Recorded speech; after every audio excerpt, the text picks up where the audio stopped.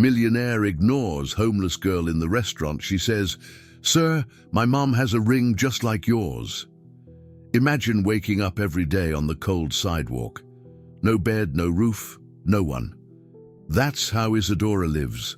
A 9-year-old girl who learned far too early what it means to survive. She has no toys, no school friends, only a torn backpack, an old notebook, and a photo of the mother who disappeared without explanation. What keeps her standing isn't just the hunger for food, it's the hunger for answers. Isadora has only one mission: to find her mother. On the other side of the city, in a glass and luxury apartment, Caetano Fontes wakes up. One of the most powerful businessmen in the country, owner of a fortune capable of buying silence and respect. But behind the impeccable suit and Swiss watch, there is only a man alone. At the bottom of a drawer, he keeps a little box with memories he never had the courage to throw away. And inside it, a silver ring, the last trace of a love from the past. Lorena, the woman who marked his youth and disappeared without saying why. That night, the two worlds, the street and the penthouse, crossed in the most unlikely way. Caetano was dining alone in a fancy restaurant. Isadora, with an empty stomach, stopped in front of the revolving doors, drawn by the smell escaping from the tables. The security guards watched her, the customers whispered, but she didn't stop.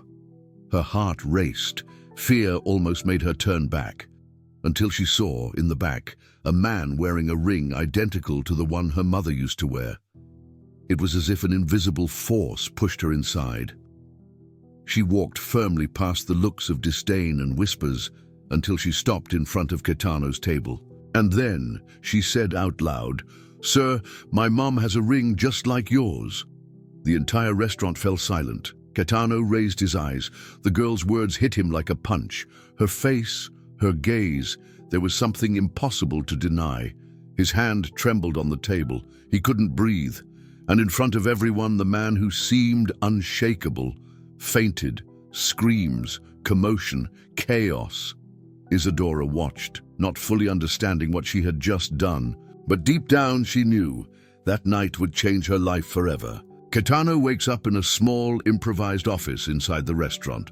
The doctor tells him it was just a fainting spell. But he knows it wasn't just that. In his mind, the image of the girl won't go away. That sentence won't go away. "My mom has a ring just like yours." He places his hand over his own ring and feels the weight of a memory he tried to bury for years. Lorena, the love of his youth. The woman who disappeared without explanation. The only one who could have left something that still beats inside him. While Caetano tries to understand what happened, Isadora runs through the dark streets. She's afraid she caused trouble, afraid of the police, afraid she made a mistake. But deep down, she holds on to the feeling that she did the right thing. After all, her mother always said, "Look for the man with the ring. He will know who you are." In the following days, Caetano can't work. Important meetings go by without him even noticing. His mind can only return to that girl. Who was she? Why did she seem so familiar? And why did his heart react that way? He decides to act. He uses his contacts, requests camera footage, discreetly questions employees. And a clue emerges. A waiter remembers seeing the girl near a downtown square. Caetano doesn't hesitate. He goes there. Isadora is sitting on the curb, eating a piece of bread given to her by a kind woman. When she looks up, she sees the man from the restaurant standing before her. She freezes. Fear tells her to run, but something makes her stay. Caetano doesn't offer money. He doesn't promise anything grand. With a trembling voice, he only says, "I need to understand who you are." Isadora grips her torn backpack tightly. She takes a deep breath and answers, "I just want to find my mom." The silence is heavy. Caetano feels the ground collapse beneath him, but this time he doesn't run. He takes the first step and proposes the only way to end the doubt. "Let's do a DNA test." Isadora doesn't answer right away. The fear of disappointment is overwhelming. But the hunger for answers speaks louder. She nods with a slight movement of her head. In that moment, two destinies that were never meant to cross are bound forever. And what once seemed like mere coincidence now becomes a quest for truth. The test is scheduled in a discreet clinic. No cameras, no press. Just the two of them, and a truth about to be revealed. Isadora walks in with timid steps. It's the first time someone treats her with care, without hurry, without indifference. She's still wary, clutching her backpack to her chest as if it were armor. Caetano watches from a distance. A man who always controlled everything now has no control at all. His heart races in a way it never did in million-dollar meetings. Because this isn't about business. This is about blood. The collection is quick, but the waiting is a labyrinth. Entire days where silence weighs more than any word. Caetano locks himself in his apartment and opens the old box of memories. Yellowed letters, faded photographs, the silver ring. Everything that's left of Lorena. Every detail now feels like a warning that she was never truly gone. Isadora, meanwhile, spends sleepless nights scribbling in her notebook. Among drawings of flowers and trains, she writes only one question. What if he's not my dad? Where do I go back to? The day arrives. The envelope lies on the table. Caetano holds it with trembling hands. He takes a deep breath, opens it. The numbers leap before his eyes. 92.9% genetic compatibility. Result, positive. Silence breaks into tears. Caetano lets the paper fall to the ground and covers his face with his hands. He, the man who never cried in public, crumbles. Isadora looks at him, hesitant. She doesn't need numbers. She only needs to believe she's not alone. She takes a step forward, and for the first time, she hugs the man life had tried so hard to keep away. The hug is crooked, awkward, but it's real. And in that instant, both understand destiny didn't make a mistake. But along with the joy, a question is born that brings no rest. Why did Lorena disappear? If she loved so much, why did she hide? Caetano wipes his tears, looks at Isadora and promises, we're going to find out, together. And so, the revelation, instead of closing the story, opens a new journey. A search not only for the truth, but for the love that can still be found. The revelation of fatherhood changes everything, but it also reopens old wounds. Caetano cannot ignore the question hammering in his mind. Why did Lorena disappear? He revisits the letters she left behind. Enigmatic passages, words heavy with fear. It wasn't a simple goodbye. It was an escape. And one memory haunts him, his father, Severiano Fontes. A cold man who always treated life like a business board game. Did he know something? Did he have a hand in Lorena's disappearance? Caetano decides to face the truth head-on. He goes to the family mansion, where Severiano reads the newspaper as if nothing in the world could shake him. Without hesitation, Caetano drops the bomb. I found Lorena. She had a daughter, my daughter. The old man lowers the paper slowly. His expression is not surprise. It is discomfort. I did what had to be done, he says with icy calm. That woman wasn't from our world. She was going to destroy what you built. The words cut into Caetano's chest like knives. For the first time, he realizes that Lorena's abandonment was not her choice. It was imposed. His own father tore him away from the woman he loved, and from the daughter he never knew. You destroyed my life, Caetano explodes, eyes filled with tears. Severiano rises still firm and replies, I protected the legacy of our family. I did what any father would do. But in that instant, Caetano understands. Severiano was never protection. He was always a prison. He leaves the house without looking back. His heart heavy with anger, pain, and one certainty. Lorena didn't disappear out of lack of love. She disappeared out of fear. Meanwhile, Isadora, in silence, begins to feel the weight of this truth. And a terrible dilemma arises. Now that she has found her father, will she forever lose the chance to have her mother back? Caetano holds his daughter's hand and says with a firm voice, "We're going to find her, even if I have to turn this city upside down." And here the past bleeds, to begin the most important search of their lives. The decision is made.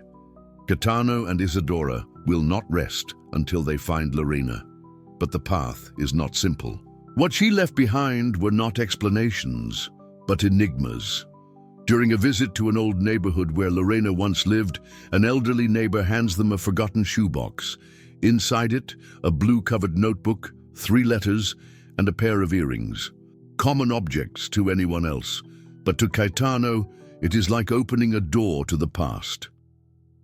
In the first letter, Lorena writes, "I didn't abandon you, Caetano. I just couldn't stay. Fear always pulled me back." And the second letter carries a secret. "The ring I gave you was my mother's. If one day it returns to your hands, know that there's still time." And the third is an almost prophetic note. "If something happens to me, tell our daughter who I was. Not how I disappeared, but how I loved." Caetano reads in silence, his hands trembling. Isadora watches, her eyes brimming with tears. For the first time she understands. Her mother didn't run away out of indifference. She ran away out of love. The notebook reveals even more. Sketches of flowers, scattered words like codes, hope, wind, silence, jacaranda, drawings of trains, stations, forgotten platforms, and phrases repeated as if they were promises. "I'll wait for you where the train ends." Each page is an emotional map, each symbol a clue. Marta, a journalist discreetly following the story, connects the words to specific places in the city, and an abandoned train station in the Barreiro neighborhood emerges as the key. That night, Caetano, Isadora, and Marta arrive at the place. The rusty tracks cut through tall weeds, the walls are covered in graffiti, and the silence echoes like a warning. But it's there that Isadora feels something different. She grips her father's hand and whispers, "This is it. I know this is it." In the old waiting room, they find a concrete bench. On it, a newer notebook, left just days ago. The handwriting is unmistakable. Lorena's. The pages hold short thoughts, almost prayers. "Today I saw the train pass. I felt her scent in the wind. I can't return yet, but I'm close. Does my jacaranda flower still wait for me?" Caetano closes the notebook tightly, his heart racing. Lorena is alive. Lorena is near. At that moment, father and daughter decide they will wait there, in the same place where Lorena wrote her last words. And upon those forgotten tracks, the promise comes alive. No matter how long it takes, they will not leave until they find her. The old station is silent. The sun rises slowly, painting the tracks in gold. Caetano dozes off against a pillar. Isadora sleeps with her head on his shoulder. But something in the air changes. Isadora suddenly wakes, her eyes fixed on the tracks. "Dad, someone's coming." A figure approaches, slow steps, face covered by a scarf, a worn backpack on her shoulder, hesitation in her eyes. But even from afar, Caetano recognizes her. His heart races. He whispers, barely a voice, "Lorena." Isadora doesn't wait. She runs along the tracks with her small legs, as if the whole world were chasing her. The woman stops, pulls the scarf from her face, and smiles through tears. Isadora throws herself into her arms. "Mom!" The girl's cry echoes through the empty station, and Lorena holds her tight against her chest, sobbing, "I searched for you so much. I dreamed of this day every night." Caetano approaches slowly. When his eyes meet hers, years of silence and pain collapse. Lorena looks thinner, worn by exhaustion, but her gaze is the same, intense, alive, true. "You came," he says, struggling to hold back emotion. I waited until I was sure there were no more risks, she replies. I waited until I felt it was safe for her. There are no accusations, no demands, only the certainty that love never ceased to exist. Isadora, still clinging to her mother, lifts her face and pleads, I don't want anyone to leave again. Lorena and Caetano look at each other in silence. In that instant, they understand that the past cannot be changed, but the future can be written differently. And there, beneath the shade of a blooming jacaranda tree beside the forgotten station, 3 lives marked by time are finally stitched together in one embrace. The embrace life tried to prevent, but love made happen. After the reunion at the station, nothing was ever the same. Caetano, Lorena, and Isadora had no manual, no perfect plans. They only had one decision: not to lose each other again. In the first days, they stayed together in a small inn near the station. Isadora slept clinging to her mother, afraid to wake up and discover it had all been just a dream. Every morning, Caetano would show up with hot coffee and fresh fruit. They didn't talk about money, businesses, or the past. They only talked about being there, alive, together. With time, they understood that family doesn't need luxuries. So Caetano traded the glass penthouse for a simple apartment in the same neighborhood near the square. I traded contracts for presents, he would say. And for the first time, he felt whole. Isadora went to school. In her essays, she wrote about flowers, Sundays, and the day she found her father inside a fancy restaurant. Lorena got a job at a bookstore and went back to writing poetry. A small book titled Jacaranda Flower was born from the pages she had kept in silence. And on a sunny Sunday, they did something symbolic together. They planted a jacaranda sapling in the lot beside the square. Isadora wrote on a little wooden sign, "Flower of Hope." The seasons passed. The jacaranda grew and bloomed, covering the ground in lilac each spring. And every Sunday, under its shade, they gathered, not as a perfect family, but as a real one, with scars, but also with strong roots. Caetano no longer wore a suit every day. Lorena no longer hid. Isadora no longer feared sleeping alone.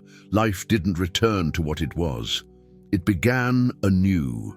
And in that forgotten square, a piece of the world was rebuilt not with bricks, but with choices. The choice to stay, to begin again, to love without haste. Because in the end, the greatest truth is simple. True love is never lost in time. It waits, it endures, and it blooms. If you also believe that love endures through time, comment blooms. Leave a like and subscribe to spread this message.